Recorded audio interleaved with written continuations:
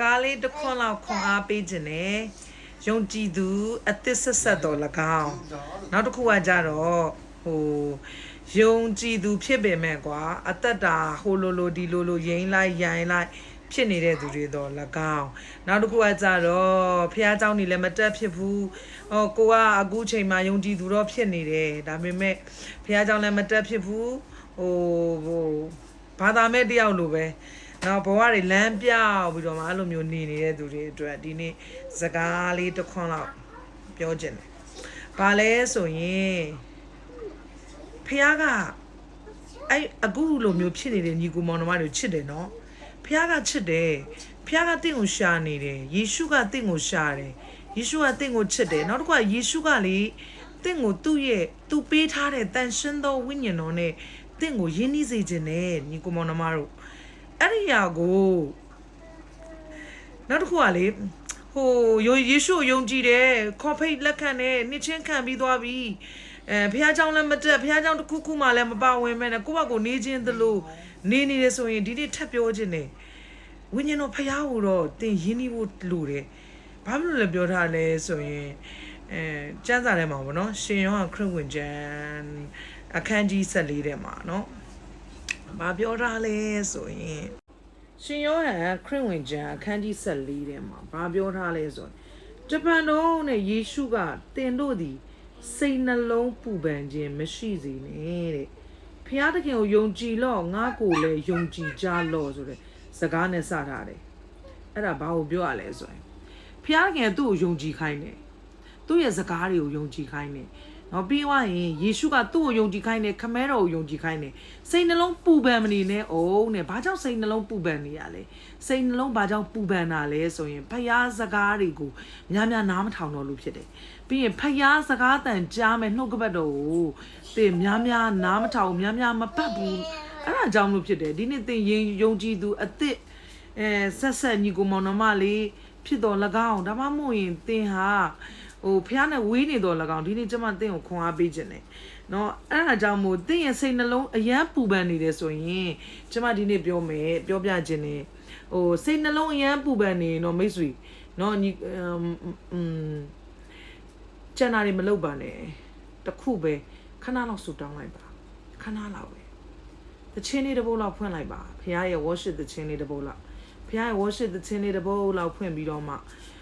သင်ရဲ့နှလုံးသားထဲမှာရှိတဲ့အရာတွေအားလုံးပင်ပန်းနေတဲ့အရာတွေအားလုံးဘုရားသခင်ကိုပြောပြလိုက်ပါဒါဆိုရင်သင်ကိုဘုရားသခင်ရဲ့နှစ်သိမ့်ခြင်းရောက်လာနိုင်မယ်မိတ်ဆွေနောက်တစ်ခုကအဲ့ဒီနှစ်သိမ့်ခြင်းကိုပေးတဲ့သူကိုလည်းသင်ရင်းနှီးမှဖြစ်မယ်အဲ့ဒီနှစ်သိမ့်ခြင်းကိုပေးတဲ့သူကတန်ရှင်းသောဝိညာဉ်တော်ဖြစ်တယ်အဲ့ကြောင့်မို့ဒီထဲမှာအဲ့ဒီရှင်ယောဟန်ခရစ်ဝင်ကျမ်းအခန်းကြီးဒီ14ကိုသင်ဖတ်ကြည့်ပါဒါယုံကြည်သူတွေအတွက်ဘုရားသခင်သေချာမှားထားတဲ့စကားဖြစ်တယ်နော်ဘုရားခင်ဘာပြောလဲငြိမ်သက်ခြင်းကိုသင်တို့နဲ့အတူငါထားခဲ့တယ်တဲ့ငါရဲ့ငြိမ်သက်ခြင်းကိုသင်တို့အားငါပေးတယ်လောကီသားတို့ပေးတဲ့ကဲ့သို့ငါပေးသည်မဟုတ်သင်တို့စိတ်နှလုံးပူပန်ခြင်းစိုးရင်တုန်လှုပ်ခြင်းမရှိစေနဲ့တဲ့ဒါဆိုရင်ယုံကြည်သူလို့ပြောပြီးတော့မှဖယားစကားဖယားနဲ့တေချာမရင်းနှီးဘူးဆိုရင်တော့အရက်စိုးရင်ရတယ်အရက်စိုးရင်ရတဲ့ရင်မှတ်ကိုရောက်နေပြီဒီနေ့တင့်ကိုသူများကတယောက်ကတင့်ကိုအင်္ဂလိပ်စကားလာပြောခဲ့တယ်တယောက်ကတင့်ကိုယေရှုရဲ့တတ်နိုင်ခြင်းအကြောင်းပြောခဲ့ပြီးတော့မှသင်ယေရှုကိုယုံကြည်လာတယ်သင်ယေရှုကိုလက်ခံလာတယ်ယေရှုကိုသင်ရဲ့အသက်သခင်ကယ်တင်ပိုင်ရှင်အဖြစ်သင်ယုံကြည်ဝန်ခံလက်ခံပြီးတော့မှသင်ယေရှုကလောက်ခိုင်းတဲ့နော်ယဉ်ချင်းခံခြင်းနော်ကိုယ့်ရဲ့အသက်တာကိုနော်ဘုရားသခင်အထဲမှာနှစ်မြုပ်လိုက်ခြင်းနော်ပြန်ပြီးတော့မှရှင်သန်ထမြောက်ခြင်းအသက်တာဆိုတဲ့အရာကိုသင်ရရှိပြီးပြီဆိုရင်တော့ဒီနေ့ဘယ်လိုပြောရမလဲဒီနေ့သင်တွေးဝေမနေပါနဲ့တစ်ချက်နံပါတ်1တစ်ချက်က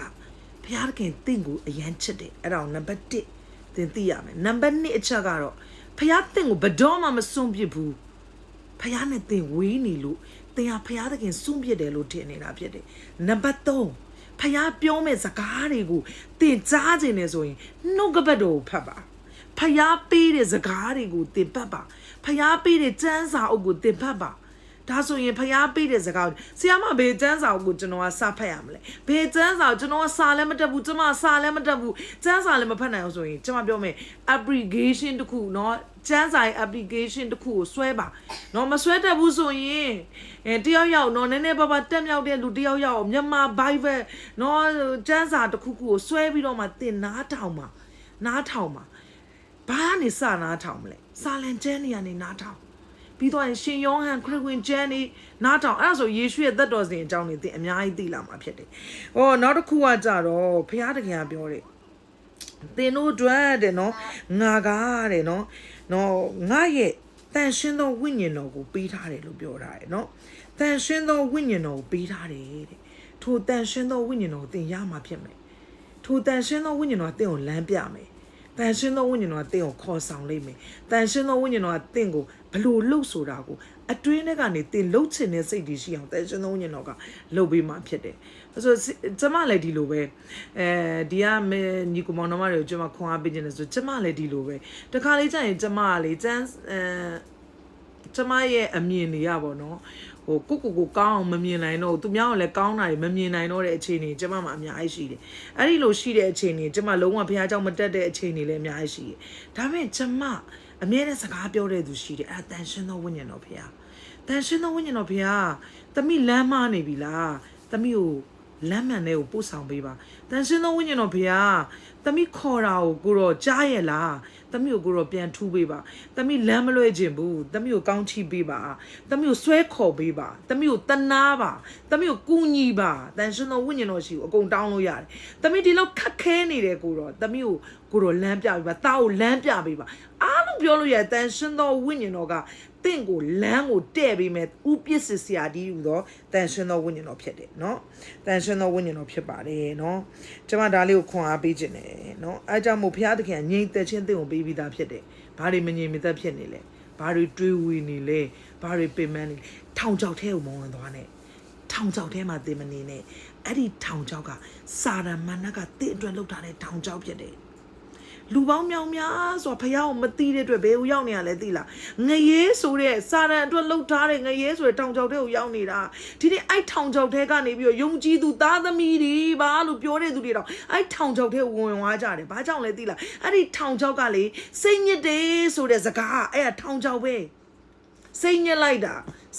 တာဆိုတာအထောင်ချောက်ပဲအဲ့ဒီစိတ်ညစ်ခြင်းရဲ့နောက်မှာသင်မဟုတ်တဲ့အရာတွေလုပ်တော့မှာဖြစ်တယ်အဲ့ဒီစိတ်ညစ်ခြင်းရဲ့နောက်မှာသင်မကောင်းတဲ့အရာတွေကိုသင်ဆွဲလုံးတော့အဲ့ဒီအရာလေးတစ်ခုခုလုပ်လိုက်တာနဲ့ငါစိတ်ပြေသွားမှာပဲအဲ့ဒီအရာလေးတစ်ခုခုလုပ်လိုက်တာနဲ့ငါ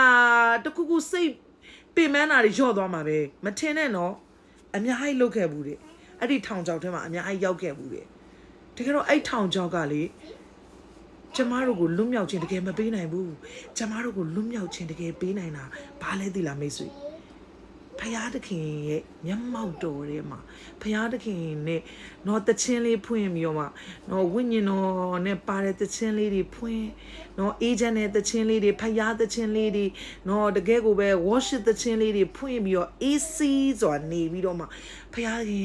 သမီးရဲ့နှလုံးသားကိုစောင့်ရှောက်ပေးပါသမီးရဲ့ခန္ဓာကိုစောင့်ရှောက်ပေးပါသမီးရဲ့ဝိညာဉ်ကိုစောင့်ရှောက်ပေးပါသမီးရဲ့စိတ်တွေကိုစောင့်ရှောက်ပေးပါသားရဲ့စိတ်တွေကိုစောင့်ရှောက်ပေးပါသမီးရဲ့စိတ်တွေကိုစောင့်အဲ့လိုပြောကြည့်လိုက